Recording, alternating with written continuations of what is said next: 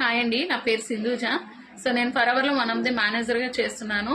So before forever నేను ఒక private స్కూల్లో టీచర్గా చేసేదాన్నండి. నాకు అక్కడ 9,500 శాలరీ వచ్చేది.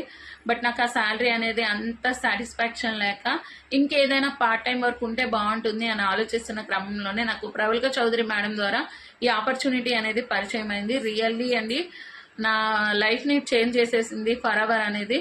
సో 9,500 తీసుకున్న నేను అక్కడ, అండ్ ఫరెవర్లో నా హైయెస్ట్ ఇన్కమ్ వచ్చి 1,52,000 అండి. నిజంగా నాకు కల్లో కూడా అనుకోలేదు నేను ఇంత ఇన్కమ్ ఒకే నెలలో సంపాదిస్తాను అని చెప్పి. Really thank you so much forever. And అదేవిధంగా మన పైన అప్లైనర్స్ కూడా అంతే సపోర్ట్ ఇస్తారండి. ఇక్కడ నేను ఒక మేనేజర్ని అయినప్పటికీ నేను కంఫర్ట్ జోన్లోకి వెళ్ళిపోకుండా ఉండడం కోసం మా సార్స్ మా మేనేజర్స్ మధ్యలోనే ఒక పోటీ పెట్టారు, ఎవరు హైయెస్ట్ సీసీ చేస్తారో చూద్దాము అని చెప్పి.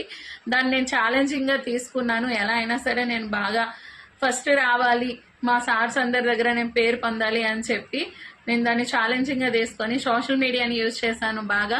ఫేస్బుక్, ఇన్స్టాగ్రామ్ అన్ని యాప్స్ కూడా యూజ్ చేశానండి. నాకు ఎక్కువగా ఇన్స్టాగ్రామ్ నుండే కాల్ లీడ్స్ అనేవి వచ్చాయి. ఆ కాల్ లీడ్స్ని జాగ్రత్తగా నేను ఫాలోఅప్ చేశాను.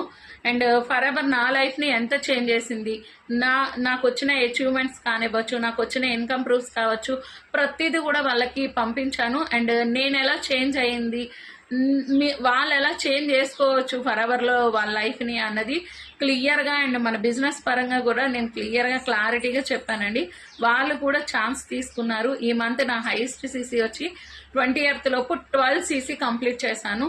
ఇదంతా కూడా నన్ను కంఫర్ట్ జోన్లో ఉంచకుండా మా పైన అప్లైనర్స్ ఇచ్చిన గైడెన్స్తోనే చేశానండి. సో ప్రతి ఒక్కరికి సాధ్యమేనండి. ఎవ్వరు కూడా కంఫర్ట్ జోన్లోకి వెళ్ళిపోకుండా మిమ్మల్ని మీరు ఒక ఏఎస్గా ప్రమోట్ చేసుకుంటూ నిత్యం వర్క్ చేయండి. ఫరెవర్ అనేది ఖచ్చితంగా మన లైఫ్ని చేంజ్ చేస్తుంది. Really thank you so much forever, and thank you so much my dear upliners. Thank you.